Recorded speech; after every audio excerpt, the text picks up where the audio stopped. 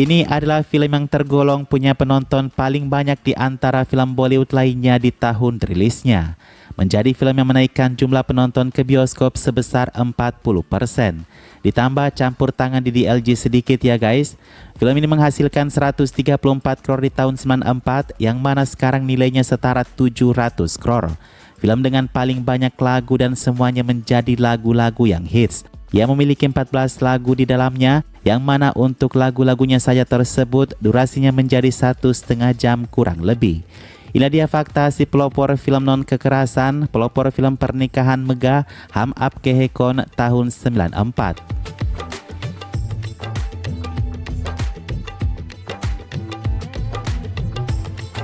Yang pertama, Mimin sudah membahas di konten sebelumnya kalau salah satu baju ikonik dari film ini adalah sari ungu Madhuri Dixit di lagu Didi Tera Diwana sangat populer. Sari ungu ini sangat dicintai yang kemudian membuat kopian film yang didistribusikan berikutnya hanya menampilkan Madhuri dengan sari ungunya tersebut di cover VCD. Sari ungu itu terjual sangat ramai di masanya di India hingga keluar negeri. Dibanderol dengan harga di India sebesar 23 juta dolar di zaman 90. Harganya saat ini setara 363 juta rupiah Indonesia. Setelah ini populer juga sari hijau kajol dari film DDLG tahun berikutnya, akan tetapi sari ungu Madhuri tersebut masih lebih banyak terjual. Fakta berikutnya, Juhi Chawla mendekati sutradara untuk menanyakan apakah dia bisa berperan di dalamnya.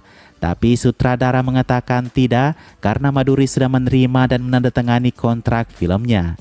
Dengan adanya film ini, Madhuri menjadi aktris besar, meninggalkan pesaingnya Sridevi dan Juhi Chawla saat itu. Karena sebelumnya Madhuri juga mencetak banyak film sukses seperti Ditisap, Ramlakan, Tridev, Sajan, Beta, dan Halnayak. Madhuri bahkan dibayar lebih mahal dari Salman Khan di film ini. Madhuri dibayar sebesar 2,7 crore senilai 5 miliar saat ini.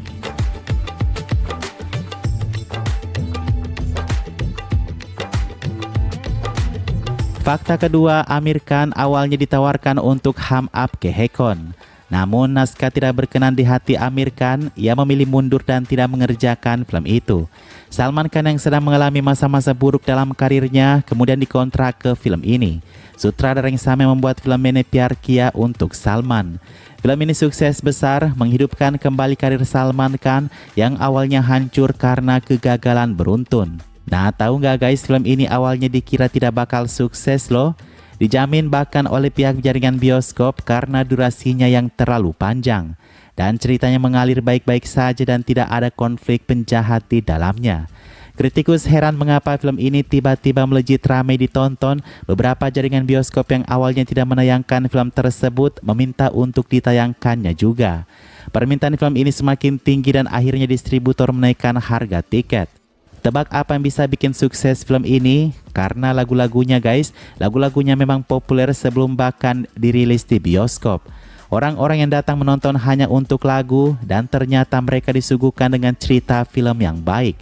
Lata Mangeshkar menyanyikan 11 dari 14 lagu untuk film ini. 11 lagu tersebut ia nyanyikan dan record dalam waktu 4 hari saja karena ia harus melakukan tur konsernya. Lagunya sih nggak berkesan di Mimin ya, lagunya bagus, cuma kalau diputar di kos Mimin nih, yaelah pada heran tetangga tuh, dikira balik lagi ke zaman 90.